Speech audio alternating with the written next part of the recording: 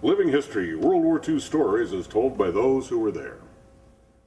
And today we have the honor and the privilege of hearing the story of a B-17 pilot in the 8th Air Force. Major Marne Wilson was a B-17 pilot with the 96th Bomb Group flying 35 missions over Europe during World War II. Brooke, what was the importance of precision daylight bombing? Dave, precision daylight bombing was vital to the war effort over Europe. Our goal was to knock out German production, get their oil refineries, their railroads, their manufacturing plants. Naturally, they threw up a lot of opposition to it, and our boys had to go through heavy fire and flak.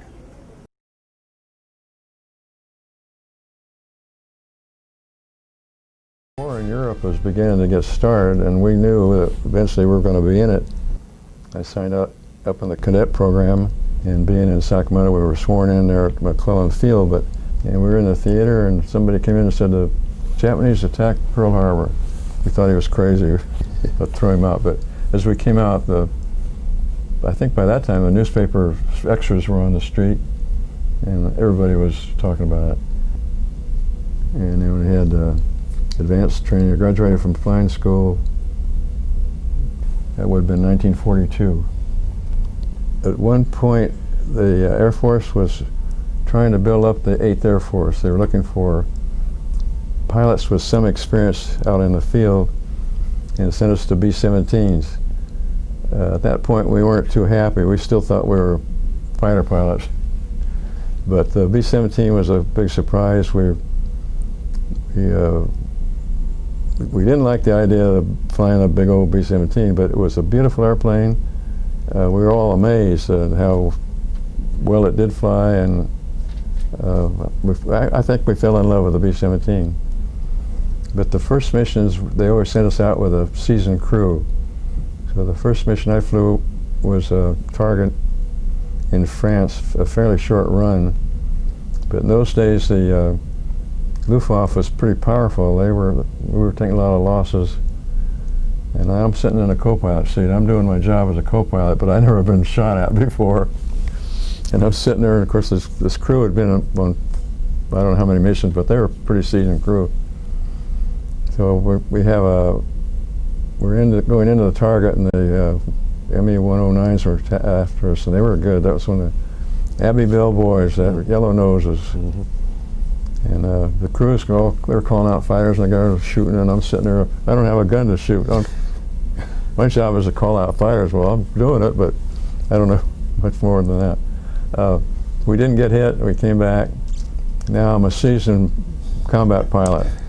So from then on, I flew in the left seat, and we'd have wingmen with maybe their first mission. So, yeah, the lead crew was an important job, and the command pilot, in a group, you had 21 airplanes.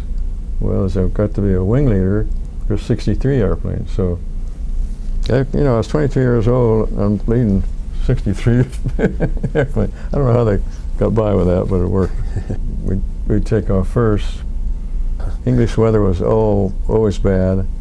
Takeoffs were usually in the dark, fog, rain, you name it, we had it. We'd take individual aircraft and take off. Instrument takeoffs were very common.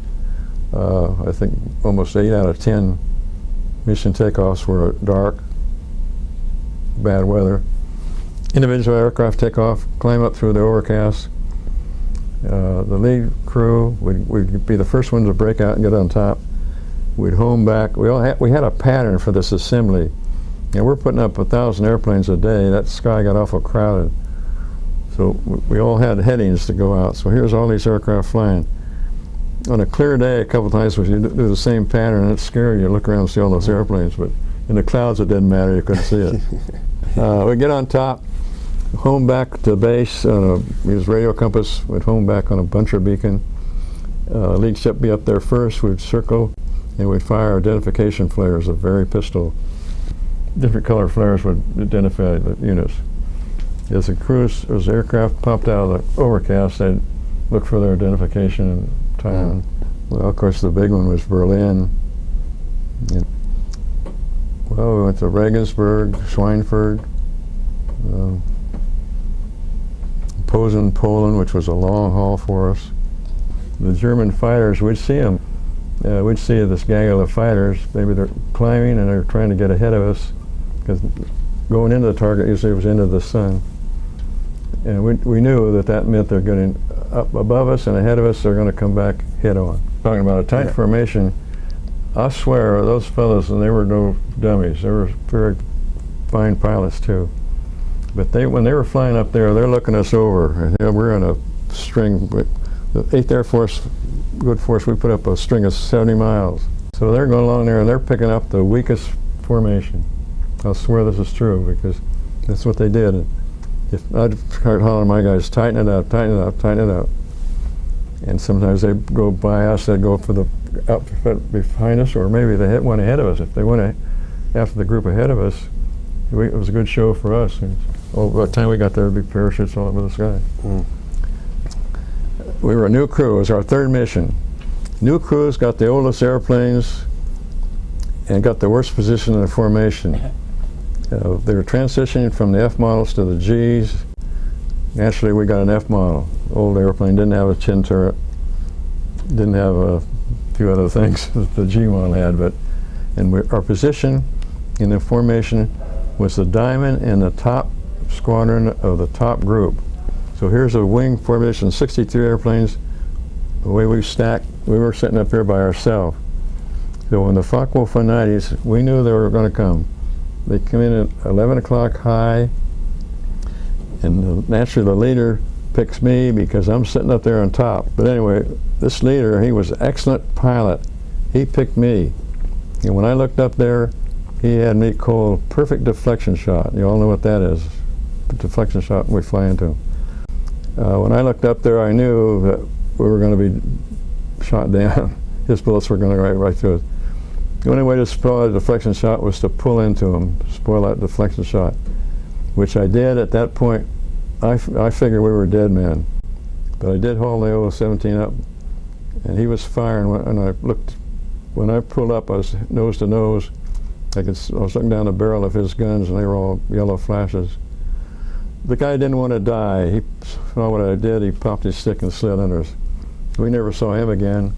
But the 017 and violent maneuver, we're on our way to target, so we had full load, and we stalled out and went into a spin.